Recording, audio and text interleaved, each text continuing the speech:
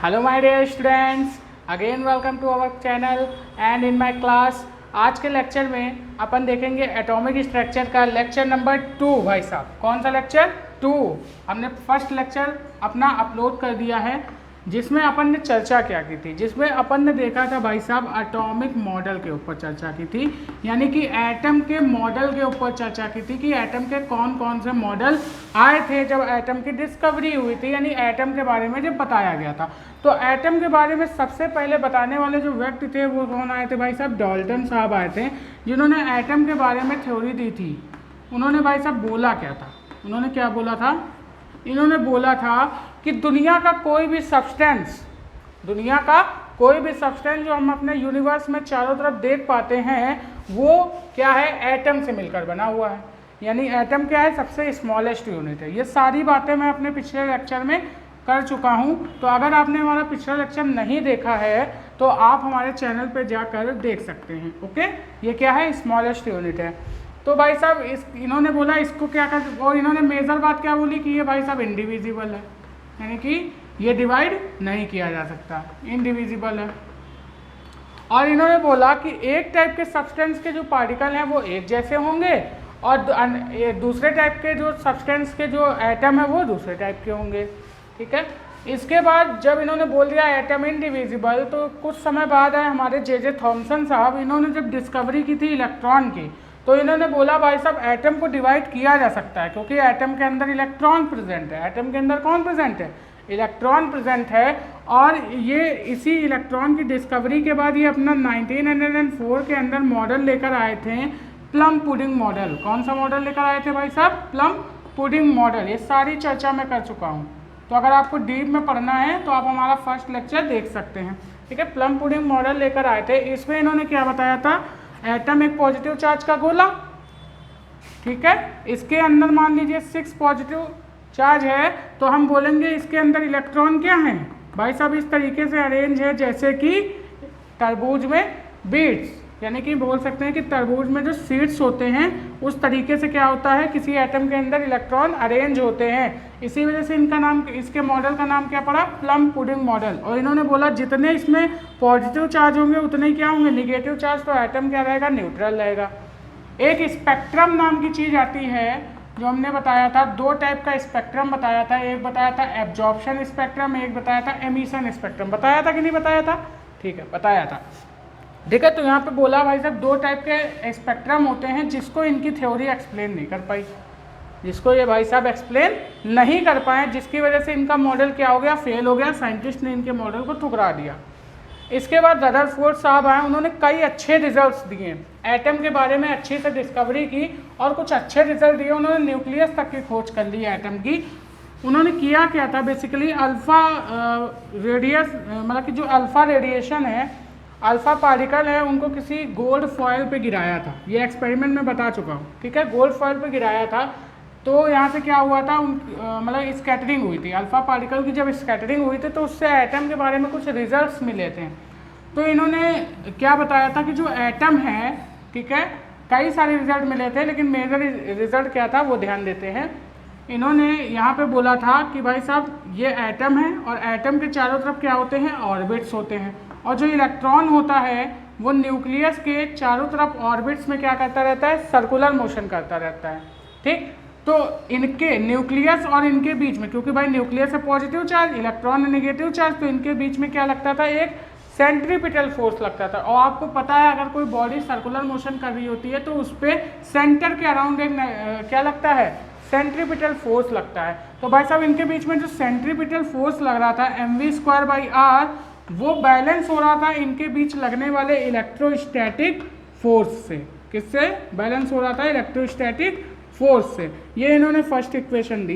तो भाई साहब जैसे इन्होंने ये पोस्टुलेट दिया तो वैसे ही हमारे आ गए थे मैक्सवेल साहब, अपनी इलेक्ट्रोमैग्नेटिक वेव की खोज वो कर ही चुके थे भाई साहब, इलेक्ट्रोमैग्नेटिक वेव थ्योरी दे ही चुके थे। तो इन्होंने बोला अगर कोई एक चार्ज दूसरे चार्ज के इलेक्ट्रिक फील्ड में क्या कर रहा है भाई साहब? सर्कुलर मोशन कर रहा है, तो वो सर्कुलर मोशन करता हुआ अपनी एनर्जी का लॉस करेगा। और भाई साहब अगर इलेक्ट्रॉन क्या है? सर्कुलर मोशन कर रहा है, तो वो क्या कर जाना चाहिए? एनर्जी का लॉस करना चाहिए और स्पाइरल पाथ लेता हुआ न्यूक्लियस में क्या हो जाना चाहिए? एंटर कर जाना चाहिए। इन्होंने ये चीज़ बोली। तो रदरफोर्ड साहब जो थे ये इस बात को एक्सप्लेन नहीं कर पाए, और साथ ही साथ जो हमने स्पेक्ट्रम बताया एब्जॉर्प्शन एंड एमिशन स्पेक्ट्रम, उसको भी भाई साहब ये एक्सप्लेन नहीं कर पाए। इस वजह से इनकी भी थ्योरी क्या हो गई, फेल हो गई। लेकिन कुछ हद तक इनकी थ्योरी क्या थी, बहुत ही सटीक थी, बहुत ही सही थी। तो इस थ्योरी को और आगे बढ़ाते हुए आए इन्हीं के स्टूडेंट्स बोर साहब। ठीक है, बोर साहब लगभग आए थे 1913 के अंदर, और उन्होंने क्या बताया था, उन्होंने 2 पोस्टुलेट दिए थे। पहला क्या बताया कि भाई साहब इलेक्ट्रॉन क्या होते हैं, एटम के चारों तरफ न्यूक्लियस के अराउंड सर्कुलर मोशन करते हैं। ठीक है, और उनका जो सेंट्रीपिटल फोर्स होता है वो बैलेंस होता है उनके बीच इलेक्ट्रोस्टैटिक अट्रैक्शन से। आप बोल रहे हैं अभी रदरफोर्ड ने भी यही बात बोली थी। तो यहाँ पे मैक्सवेल फिर कूदा होगा, तो मैक्सवेल जब कूदा होगा तो भाई साहब इसके पास रीज़न था। इसने बोला एनर्जी, जो इलेक्ट्रॉन है वो केवल उन्हीं एनर्जी वाले ऑर्बिट्स में घूमेंगे जिनकी एनर्जी क्या है, फिक्स्ड। सारी एनर्जी वाले ऑर्बिट्स में नहीं घूमेंगे, ऐसी एनर्जी वाले ऑर्बिट में घूमेंगे जिनकी एनर्जी क्या रहेगी, फिक्स्ड रहेगी। बात समझ में आ रही है। तो यहाँ पे उन्होंने ये पोस्टुलेट दे दिया। सेकंड क्या बोला कि इलेक्ट्रॉन केवल उन्हीं ऑर्बिट्स में घूमेंगे जिनका एंगुलर मोमेंटम बराबर होगा, यानी टोटल मल्टीपल होगा NH/2π का। बात समझ में आ रही है, ये चीज़ उन्होंने बोली। तो 2 पोस्टुलेट उन्होंने दिए।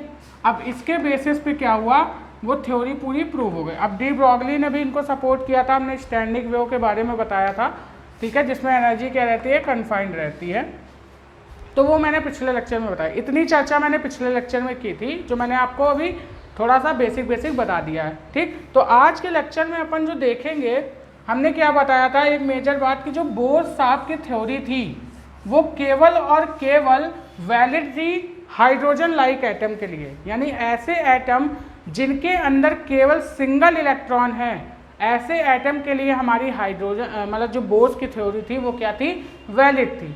ठीक, तो यहाँ पर भाई साहब जब हाइड्रोजन लाइक एटम के लिए वैलिड थी, तो यहाँ पर जो इलेक्ट्रॉन होते हैं एटम के अंदर वो सिंगल इलेक्ट्रॉन होता है। तो ये इलेक्ट्रॉन क्या कर रहा है, कुछ स्पीड से चक्कर लगा रहा है, इसकी एनर्जी क्या है, फिक्स। इसकी रेडियस भी होगी भाई साहब, न्यूक्लियस से रेडियस भी होगी। तो भाई साहब हम क्या करेंगे, हाइड्रोजन लाइक एटम के लिए बोर्स की रेडियस निकालेंगे। ठीक है, और क्या निकालेंगे, इलेक्ट्रॉन की वेलोसिटी निकालेंगे। तो आज के लेक्चर में अपन यही सारी चीज़ें निकालने वाले हैं कि अपन देखेंगे यहाँ पर इसकी रेडियस क्या है, यानी बोर के थ्योरी के अकॉर्डिंग जो हाइड्रोजन लाइक एटम है इनकी इलेक्ट्रॉन से रेडियस क्या है, वेलोसिटी क्या है इलेक्ट्रॉन की, किस एनर्जी से वो मूव कर रहा है, ये सारी चीज़ें अपन देखेंगे। तो सबसे पहले आप लोग हेडिंग डालेंगे, Bohr's radius for hydrogen like atom. Heading डालिए, Bohr radius for hydrogen like atom. ठीक है, Bohr's radius for hydrogen like atom. बात समझ में आ रही, हाइड्रोजन लाइक एटम के लिए अपन ने बोर्स रेडियस की बात कही। तो बोर्स रेडियस ने जो 2 पोस्टुलेट दिए थे उसी के बेसिस पे अपन क्या करेंगे, रेडियस निकालेंगे nth ऑर्बिट की। किसकी, nth ऑर्बिट की। हमने बोल दिया कि भाई साहब बोर्स जो एटम है उनके अंदर n ऑर्बिट है, तो nth ऑर्बिट की रेडियस क्या होगी। तो nth ऑर्बिट की अगर अपन को रेडियस निकालनी है तो अपन को 2 पोस्टुलेट पता है। ये पहला पोस्टुलेट क्या है, mv² इज इक्वल टू में k q1 q2 अपॉन में r²। First postulate. Second postulate क्या था, mvr is equal to nh upon में 2π। Second postulate. बात समझ आई। तो इन 2 पोस्टुलेट का यूज़ करके हम लोग क्या निकालेंगे, rn। अगर nth ऑर्बिट की रेडियस चाहिए तो हम लोग rn लिख सकते हैं इसको। बात समझ में आ रही है। इसको भी क्या लिख सकते हैं, rn लिख सकते हैं, क्या वेलोसिटी vn लिख सकते हैं। ठीक है, अब देखिए यहाँ पे जो k होता है ये हम लोग देखे होंगे कूलॉम्स लॉ में, जब अपन ने इलेक्ट्रोस्टैटिक पढ़ा था। तो ये k क्या होता है, प्रोपोर्शनैलिटी कांस्टेंट होता है, जिसकी वैल्यू होती है 1/4πε0। ठीक, हमने मान लिया कि भाई साहब कोई एटम है, ठीक है, एटम के अंदर न्यूक्लियस है, और हमने मान लिया जो इलेक्ट्रॉन है इस पे चार्ज E है। इलेक्ट्रॉन पे चार्ज कितना है भाई साहब, E। और ये जो हमारा न्यूक्लियस है, ये जो हमारा न्यूक्लियस है इस पे चार्ज कितना हो जाएगा, Ze। और Z यहाँ पे क्या है भाई साहब, एटॉमिक नंबर है, एटम का एटॉमिक नंबर है। अगर हाइड्रोजन के लिए बात करें तो Z की वैल्यू 1 हो जाएगी। ठीक है, तो यहाँ पर हम लोग क्या करेंगे, इसको k को अपन क्या लिख सकते हैं, 1/4πε0 लिख सकते हैं। ठीक है, इनटू अगर अपन Q1 की बात करें तो इलेक्ट्रॉन क्या है E, एंड न्यूक्लियस की बात करें तो उस पर चार्ज कितना है Ze, अपॉन में कितना हो जाएगा Rn का स्क्वायर लिख सकते हैं, और यहाँ पे कितना हो जाएगा MVN का स्क्वायर अपॉन में Rn, ये हमारा हो जाएगा। तो यहाँ से इसको अपन क्या लिख सकते हैं भाई साहब, Ze स्क्वायर लिख सकते हैं कि नहीं लिख सकते हैं? अरे Ze इंटू ई को क्या लिख सकते हैं, Ze स्क्वायर लिख सकते हैं। ठीक, इसको अपन ने मान लिया इक्वेशन नंबर ए, इसको क्या मान लिया इक्वेशन नंबर ए, और ये वाली equation MVRN is equal to NH upon 2 pi, इसको अपन ने इक्वेशन नंबर सेकेंड ही रहने दिया। अब हमने बोला कि इक्वेशन नंबर, ठीक है, सेकेंड का स्क्वायर कर दीजिए। आप क्या बोलेंगे, square of equation number second number का जब आप स्क्वायर करेंगे तो यहाँ से देखिए क्या आता है, M स्क्वायर V स्क्वायर, ठीक है, Rn का स्क्वायर इज इक्वल टू में N square H square upon 2 पाई, ये आएगा। इसको हम लोग क्या मान लेंगे भाई साहब, इक्वेशन नंबर बी। हमने इसको इक्वेशन नंबर बी लेट कर लिया, ठीक है। अब यहाँ से देखिए क्या होगा, अब हम करेंगे भाई साहब बी को ए से डिवाइड कर देंगे, बी को क्या करेंगे, ए से डिवाइड कर देंगे। तो जब भाई साहब हम लोग बी को ए से डिवाइड करेंगे तो यहाँ देखिए आएगा क्या, M square V square Rn का square upon sorry is equal to में N square H square upon, यहाँ पे 2 पाई है ना, यहाँ पे 2 पाई था तो यहाँ कितना हो जाएगा, जब स्क्वायर करेंगे 4 पाई स्क्वायर, ठीक है, यहाँ से हो जाएगा 4 पाई स्क्वायर। अब भाई साहब डिवाइड करो, इसको डिवाइड करोगे तो कितना आएगा, MVN का स्क्वायर अपॉन में Rn, ठीक है, इज इक्वल टू में यहाँ पे अपॉन में लिखेंगे तो कितना आएगा 1/4 pi epsilon not into Ze square upon में कितना आ जाएगा Rn स्क्वायर।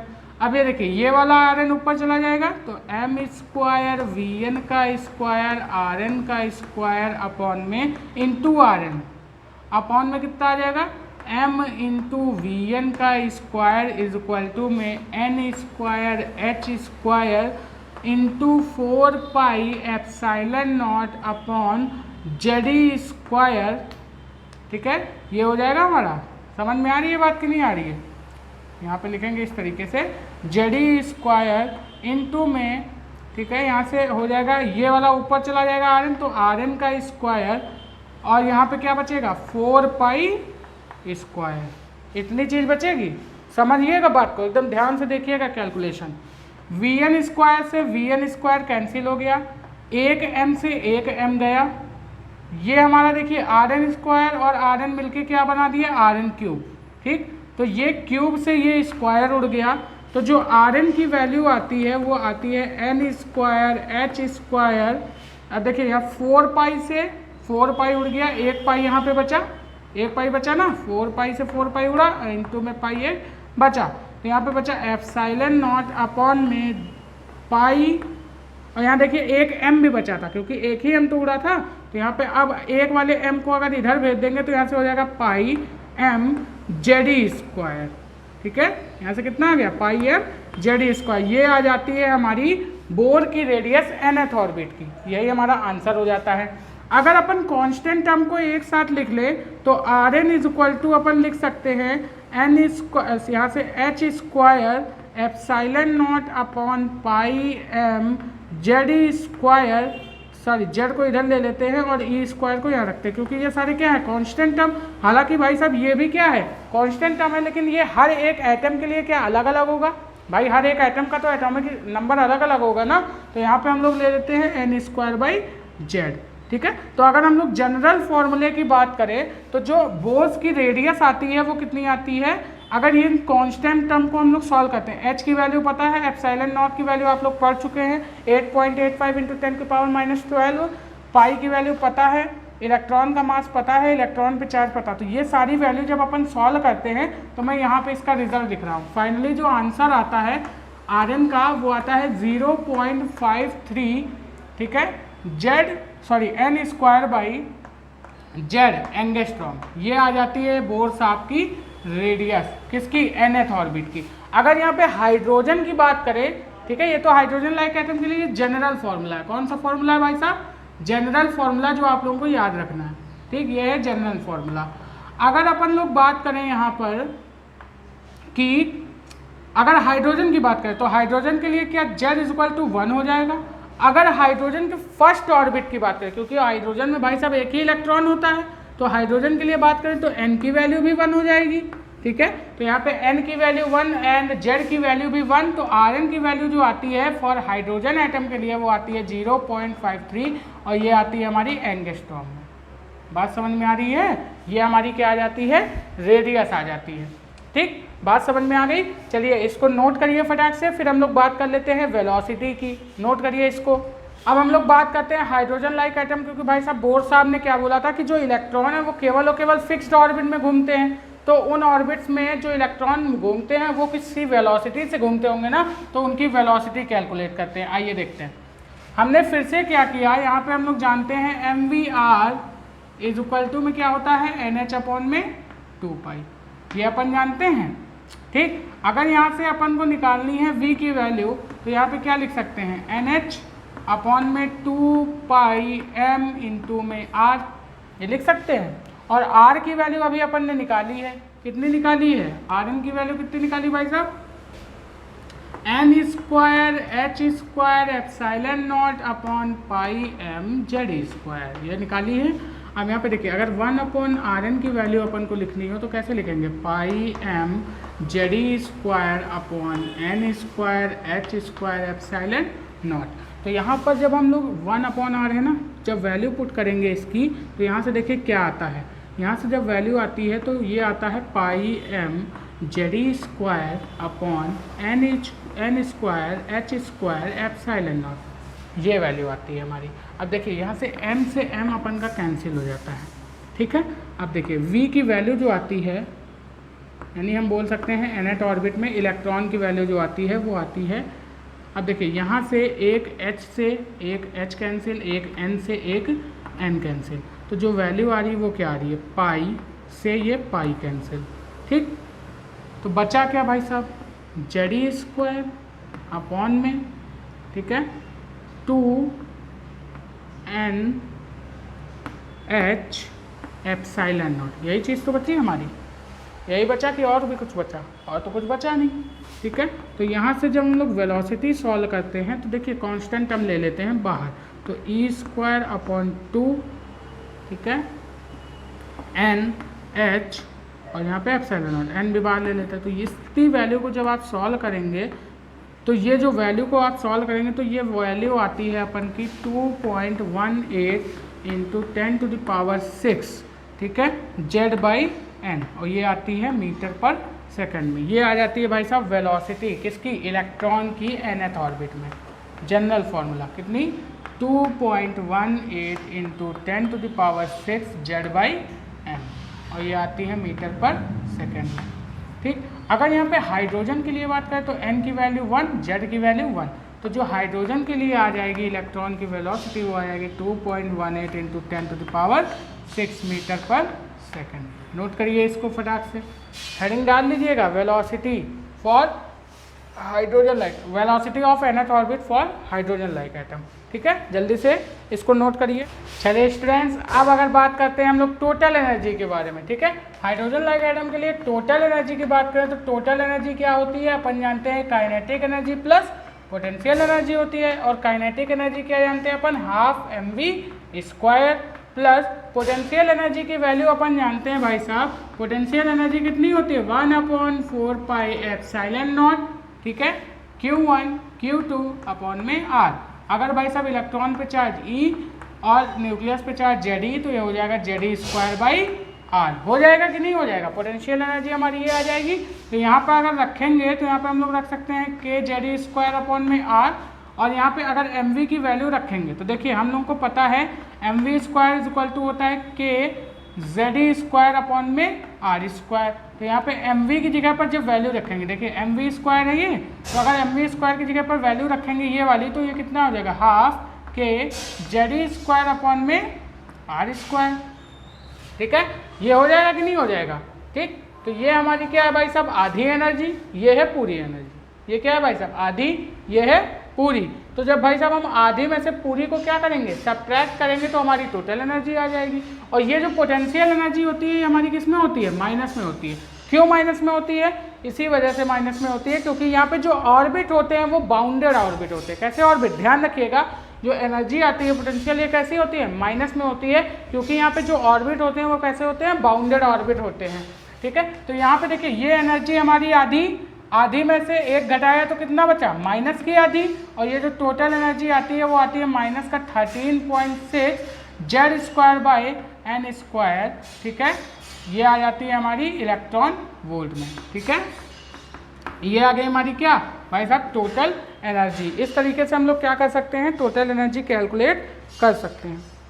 ठीक है, बात समझ में आ रही है, ये आ जाती है टोटल एनर्जी। तो आप लोग ध्यान रखिएगा ये किस में आती है, माइनस का 13.6 Z square by N square electron volt.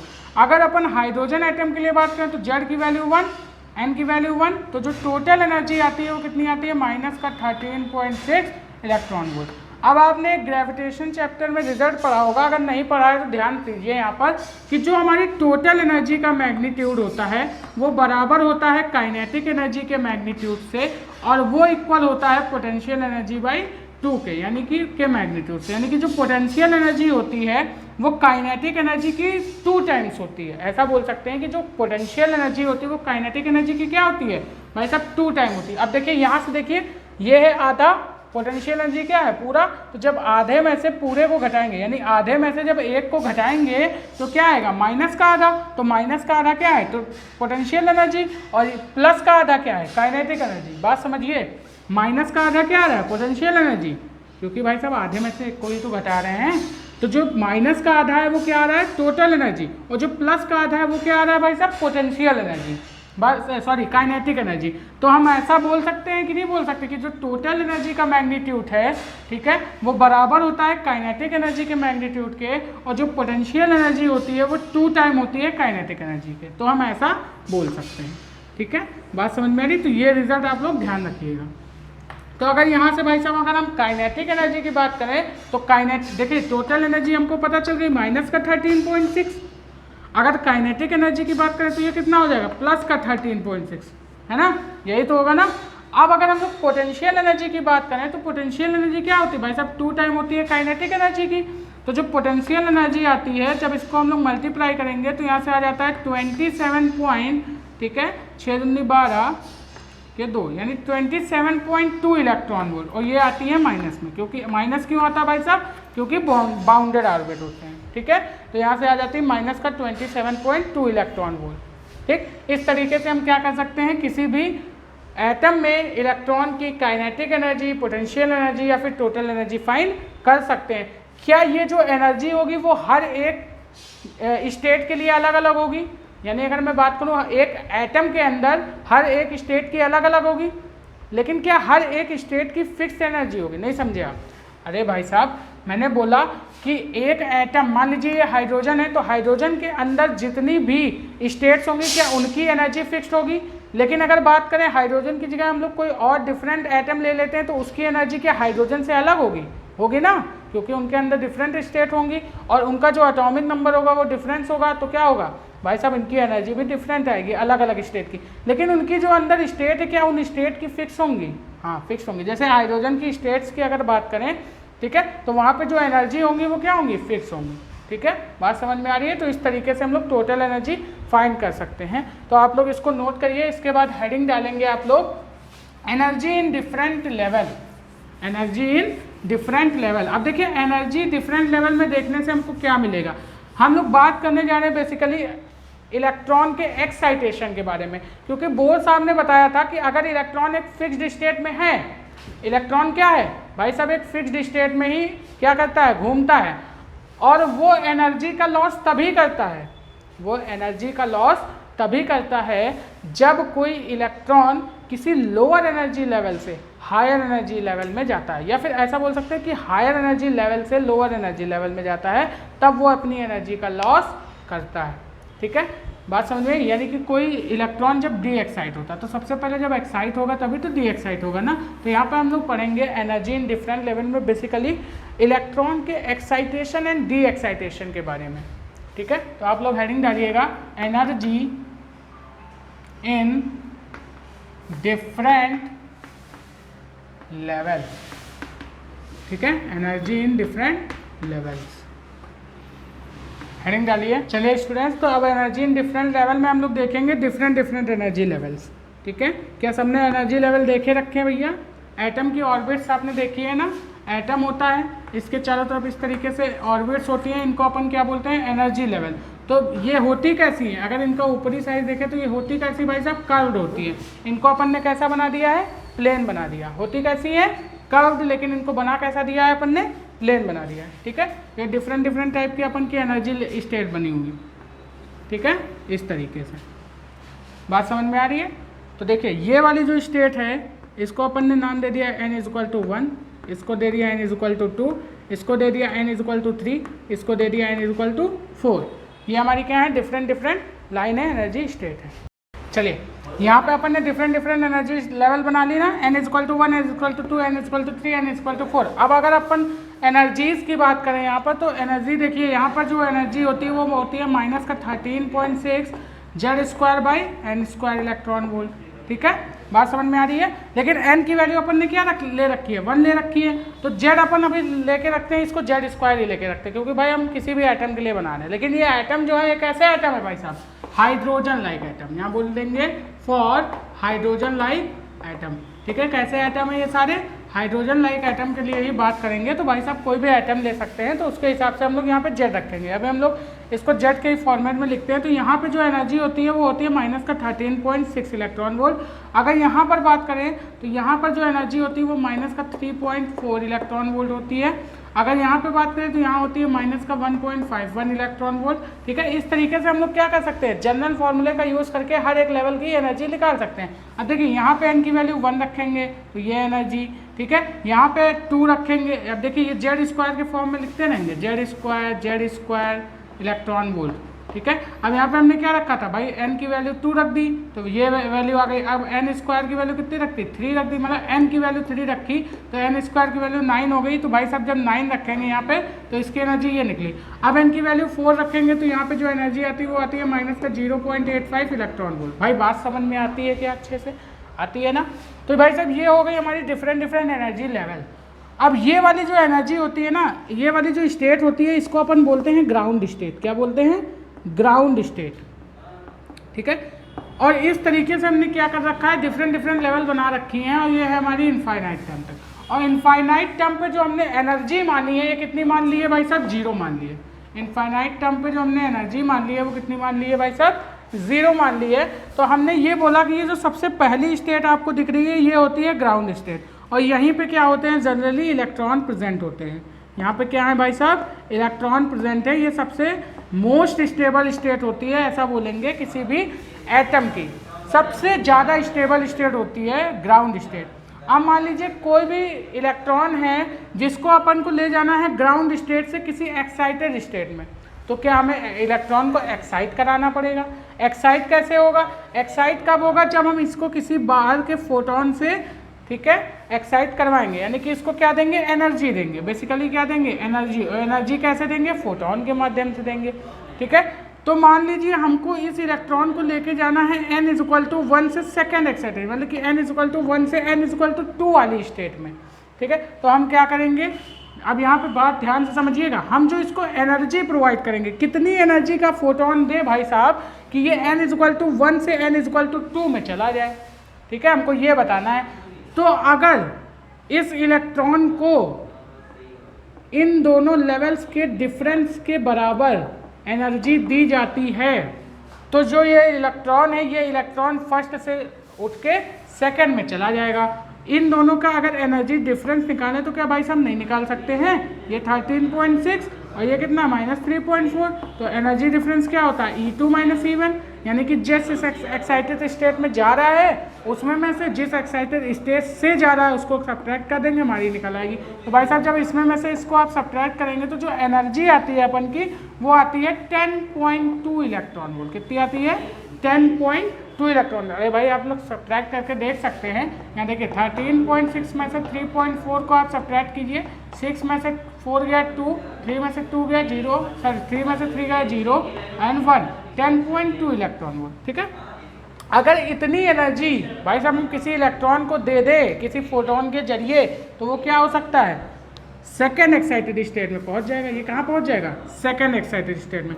और देखिए कोई भी इलेक्ट्रॉन क्या रहना चाहता है भाई, स्टेबल रहना चाहता है। तो ये जो होती है क्या, इसकी लोअर एनर्जी होती है, ये कैसे एनर्जी स्टेट है, लोअर एनर्जी स्टेट। इसको बोलते हैं कैसी, हायर एनर्जी स्टेट। तो भाई साहब जब कोई इलेक्ट्रॉन लोअर एनर्जी से हायर एनर्जी में जाता है तो उसको एनर्जी देनी पड़ती है या फिर वो एनर्जी एमिट करता है, उसको एनर्जी क्या करनी पड़ती है भाई साहब, देनी पड़ती है जब इलेक्ट्रॉन किसी लोअर एनर्जी स्टेट से हायर एनर्जी स्टेट में जाता है। तो भाई साहब n = 2 में ले जाना, तो हमने इसको कितनी एनर्जी दी, 10.2 इलेक्ट्रॉन वोल्ट की एनर्जी दी। तो ये कहाँ पे पहुँच गया भाई साहब, n = 2 में पहुँच गया।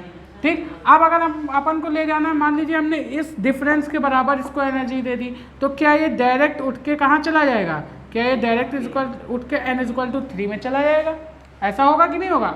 और अगर इन दोनों का डिफरेंस निकालें तो इन दोनों का डिफरेंस कितना आएगा, क्या 12.09 इलेक्ट्रॉन वोल्ट।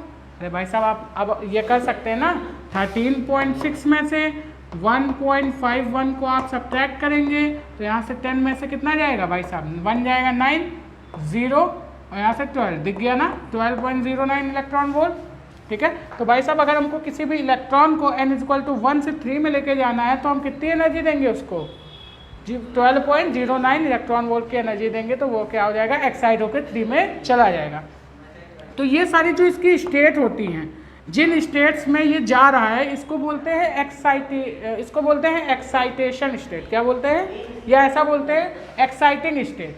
क्या बोल सकते हैं, एक्साइटिंग स्टेट बोल सकते हैं। तो ये जो n = 2 होती है इसको बोलते हैं फर्स्ट एक्साइटेशन स्टेट। क्या बोलते हैं भाई साहब, फर्स्ट एक्साइटेशन स्टेट।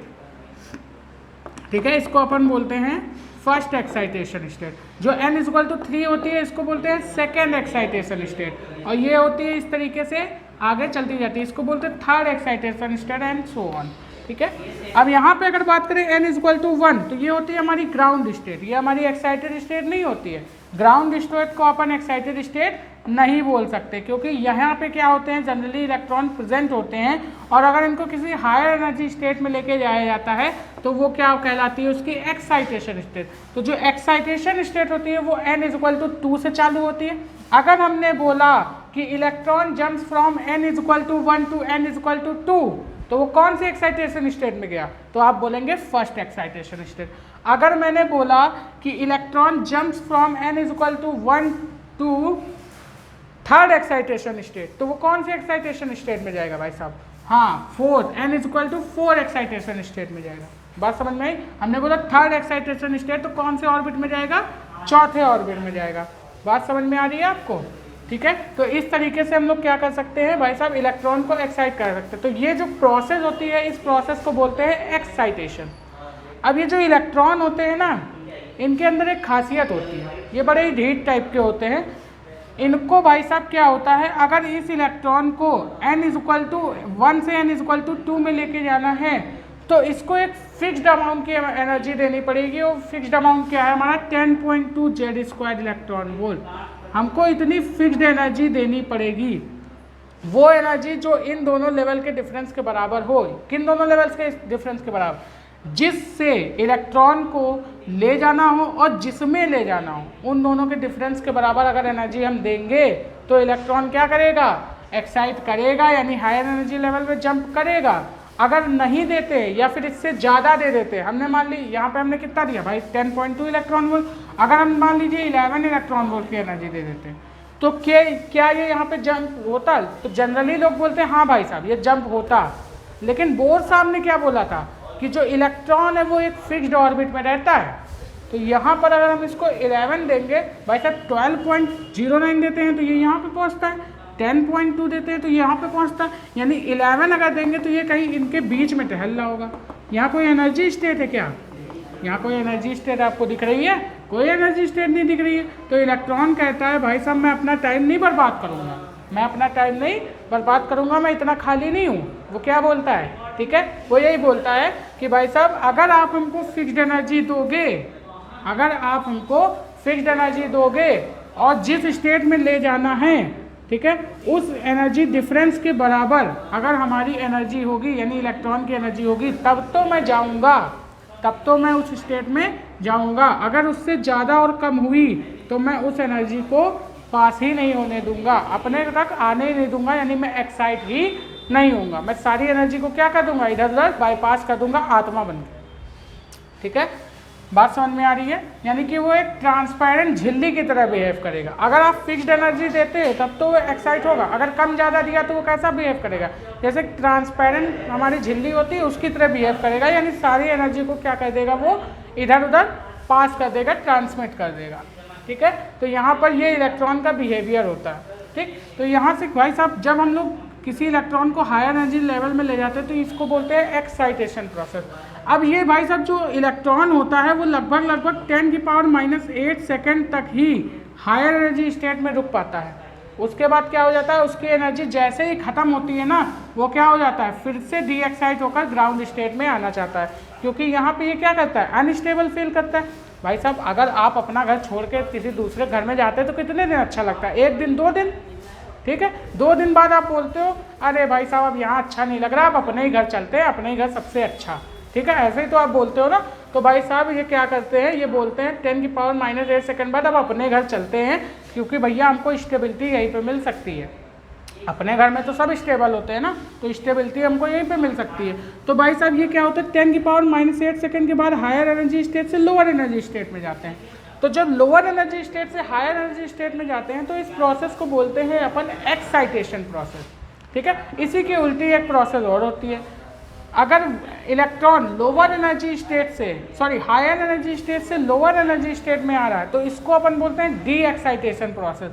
और इस प्रोसेस में जो इलेक्ट्रॉन होता है वो एनर्जी का लॉस करता है, ना कि एनर्जी उसको देनी पड़ती। भैया जब यहाँ पे क्या हो रहा है, लोअर से हायर में जा रहा है तो हमने बाहर से फोटोन को गिराया, यानी बाहर से इसको एनर्जी दी, लेकिन जब वो ऊपर से नीचे आ रहा है यानी हायर से लोअर में जा रहा है तो ये क्या कर रहा है, एक फोटोन एमिट कर रहा है। कितना फोटोन एमिट कर रहा है, इन दोनों एनर्जी यानी जिस स्टेट में है और जिस स्टेट में वो जाना है उन दोनों एनर्जी के डिफरेंस के बराबर। यानी मान लीजिए थर्ड में है, फर्स्ट में इसको ग्राउंड स्टेट में जाना है तो ये कितनी एनर्जी का लॉस फोटोन गिराएगा,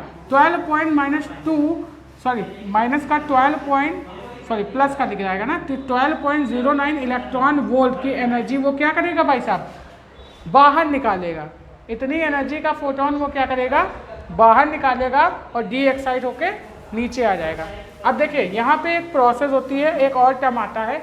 अगर मान लीजिए हमको क्या करना है, अगर मान लीजिए ये इलेक्ट्रॉन है ग्राउंड स्टेट में और इसको अपन को ले जाना है हमको इनफाइनाइट पे, इस ग्राउंड स्टेट ये जो इलेक्ट्रॉन है इस इलेक्ट्रॉन को अपन को कहाँ ले जाना है, इनफाइनाइट पे ले जाना है, तो हमें कितनी एनर्जी देनी पड़ेगी। तो हम बोलेंगे भाई साहब अगर इसकी एनर्जी 0 है, इनफाइनाइट टाइम पे मैंने एनर्जी क्या मानी है 0, तो हम बोलेंगे अगर किसी इलेक्ट्रॉन को ग्राउंड स्टेट से कहाँ ले जाना है भाई साहब, हाँ इनफाइनाइट एनर्जी पे ले जाना, इनफाइनाइट स्टेट पे ले जाना है, तो हम बोलेंगे कि ये जो स्टेट है, ठीक है, इस स्टेट के डिफरेंस के बराबर अगर एनर्जी हमने इस फोटोन को दे दी तो इस इलेक्ट्रॉन को दे दी तो ये क्या होगा, डायरेक्ट इसमें पहुंच जाएगा।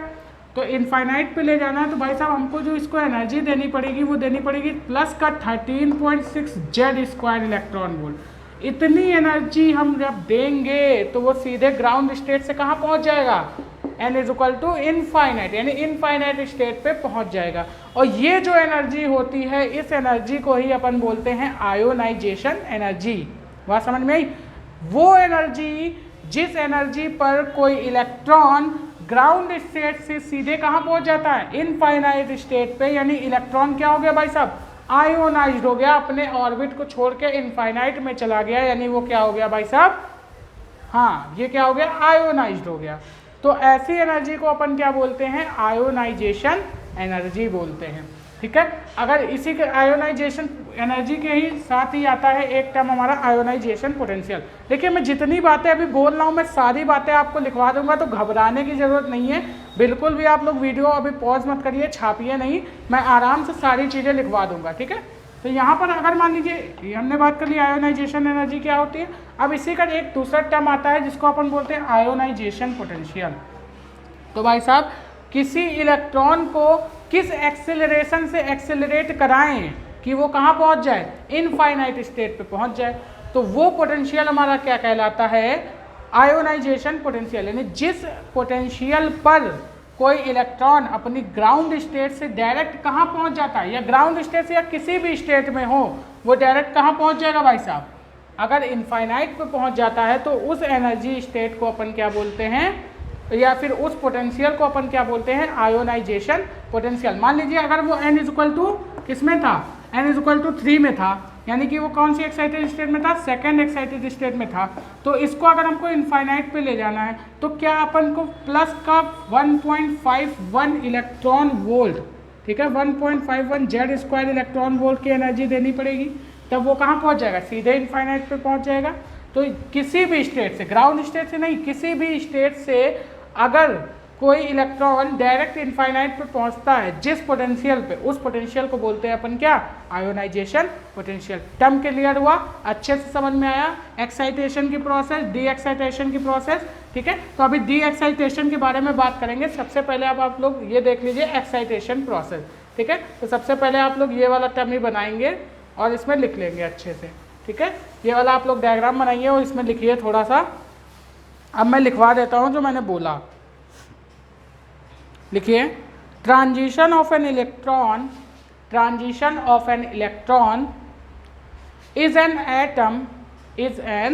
Atom from ground state to higher state, from ground state to higher state bye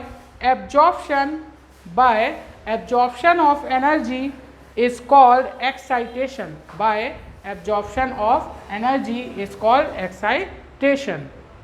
Next लिखिए, n is equal to 2 is called first excitation state and so on. n is equal to 2 is called first excitation state and so on. यानी n is equal to 3 की बात करेगा तो वो क्या होगी, second, n is equal to 4 की बात करेगा तो थर्ड एक्साइटेड स्टेट। इस तरीके से हम लोग लिखते जाएंगे। नेक्स्ट लिखिए आप लोग, n is equal to 1 is the most stable state, n is equal to 1 is a most stable state is called ground state. यानी जो n इज इक्वल टू 1 है ये हमारी सबसे ज़्यादा, सबसे मोस्ट स्टेबल स्टेट होती है और इसको अपन बोलते हैं ग्राउंड स्टेट, ठीक। नेक्स्ट आप लोग पॉइंट लिखिए, transition of electron from a higher energy state, transition of electron from a higher energy state to a lower energy state is called de excitation.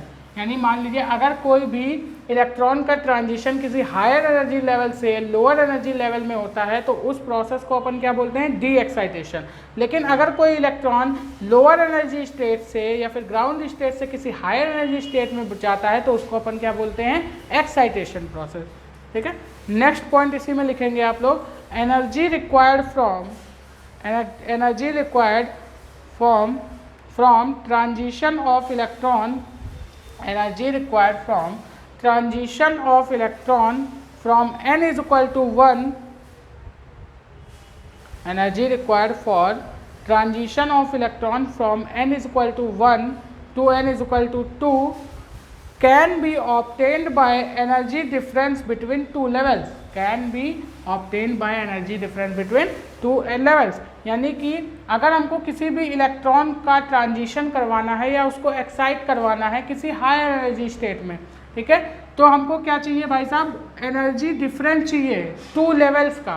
कौन से टू लेवल्स भाई साहब, जिस energy state में जाना है और जिस एनर्जी स्टेट से जाना है, अगर उसका डिफरेंस अपन को मिल गया तो आप क्या कर सकते हैं, इलेक्ट्रॉन को एक्साइट करा सकते हैं, ठीक है।